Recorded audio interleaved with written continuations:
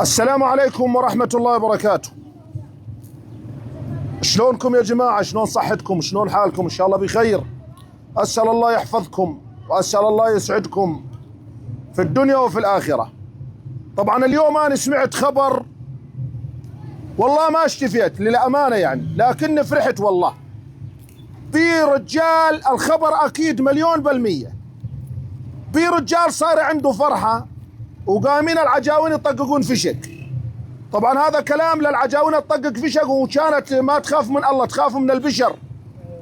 على ما طقق الفشقات طققوا العجاوين ما اكتملت الفرحة، اخذوا الامن العام وخسروه 5 بواريد و15 مخزن و750 طلقة. طبعا احنا نتمنى من الامن العام انه يمشي القانون على الجميع، حتى اذا يكون ابن المحافظ يطقق فشك اسجنوا والخطأ برقبتي، اسجنوا واخذ منه وغرامه، لانه احنا جماعه اغلب الناس ما تخاف من الله الا من رحم ربي. فنطلب من الامن العام ضرب الفشك خط حمر. انا ارد اقول لك اسجن العريس، واذا جاك اي واحد يتوسط، اي واحد يكون بالدوله يتوسط راعوا، قل له اهلا وسهلا وقدروا، افتح باب السجن وحطوا بالسجن واطلعوا على اللي جاي الواسطات تبطل خلاص.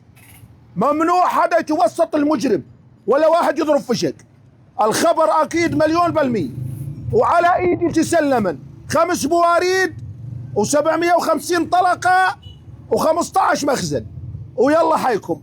والله اني مبسوط، أنا ماني مشتفي لكني مبسوط لانه اذوا الدنيا.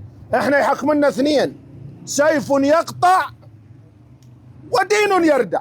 عاد تدور لليردع ودينه، عاد وين تلقاها السعينه؟ ضاع بنصها الوثي. الله يجزيكم الخير ويحفظ الجميع. علينا نتقي الله ونخاف من الله، ما نخاف من البشر. والسلام عليكم ورحمة الله وبركاته.